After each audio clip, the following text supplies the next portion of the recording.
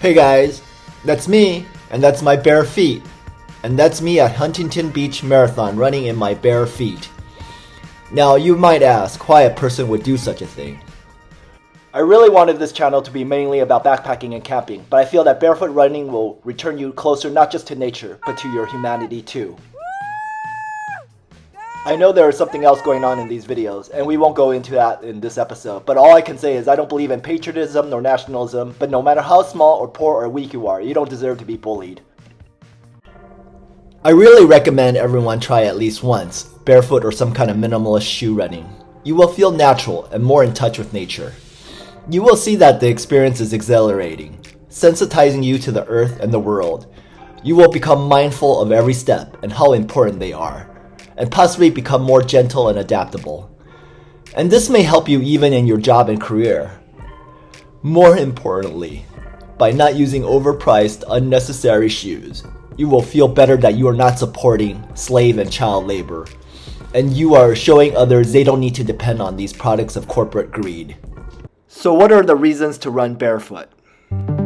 Because of poverty, sweatshops, social disparity, closer to the earth and nature, corporate greed, minimalism, defiance, I'm a man. I'm shunning of social norms. Because Siddhartha Gautama gave up everything he had to walk barefoot thousands of miles to meet the most wretched people on earth. Finally, we just think it's healthier and that you can be faster. First of all, barefoot runners wouldn't do this if we didn't believe it was not only good for your mental health, but better for your knees and ankles, and that we could be faster.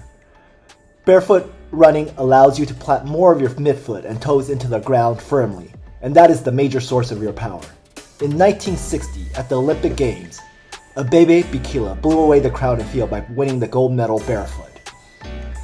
Next, in 1985, Zola Budd broke the world record in the 5,000 meters barefoot. She was also a two-time winner at the World Cross Country Championships in 1985 and 1986. Finally, there is the book Born to Run that details members of the reclusive Terra Humera native Mexican tribe who run on very thin sandals for very long distances and live extraordinarily long lives despite drinking a ton of alcohol every day. You see from these running diagrams what happens when you run with overbuilt shoes. Your heel in shoes is elevated and in a flexed, unnatural position. And this isn't just an issue at the foot and ankle level. Your leg and thigh are all connected to your foot, so your calf and thigh muscles are contracted in unnatural positions, and your knee and hip joints are abnormally torqued. The last figure here shows that your toes are the last to plant into this ground and provide the push for the next step. So again, you are not able to run as fast as you possibly could. Another analogy I like to use is that they always say sleep on a firmer bed or even the ground because it supports your back and lumbar system. Similarly, running minimally or barefoot on the firm ground stabilizes your joints. This running barefoot diagram demonstrates this. When you run barefoot, the thick pad of the forefoot is the first to land, and your toes grab the ground much like an animal does.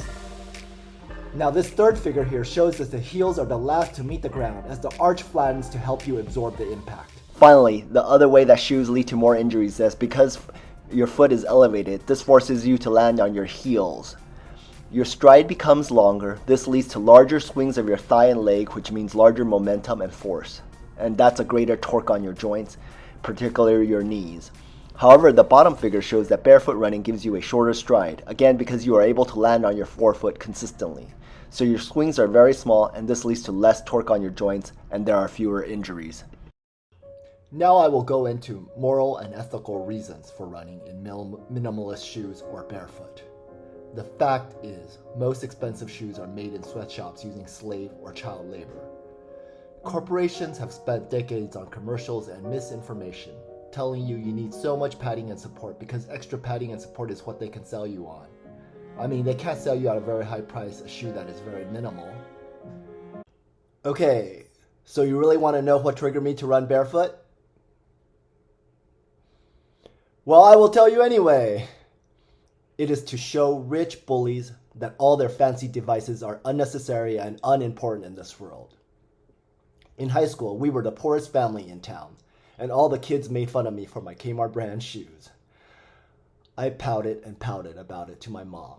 And so she stole from our food piggy bank to get me $150 Nike Ken Griffeys.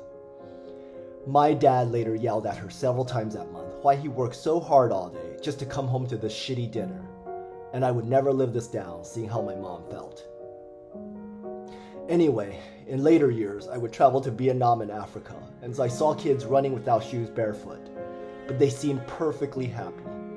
I was so moved and regretful how pouty I was about getting those Nikes, just to show off to my high school classmates. And what my mom did to get me them. I know. High school kids with expensive shoes doesn't seem like such a big problem in this world. But it starts with shoes first, then it becomes watches and purses, then cars, then houses and mansions. And so people lose perspective of their priorities and their humanity. So now when I run a marathon barefoot, well, I feel so proud to show kids, as well as myself, that fancy shoes mean nothing in this world, and they will hesitate to make fun of another kid for having less in this world. Okay, have I convinced you to run barefoot? I will warn you, it will be very difficult to relearn your naturally born abilities, since it's been so many years. It took me a decade of blood and blisters in my training to get to this point. But again, it will be so worth it. In future videos, I may review ways to transition into barefoot or minimalist shoe running, including the best transitioning shoes. Barefoot running also puts a large load on your calf muscles, and I will teach you recovery exercises. Again, please like and subscribe to see these videos in the future.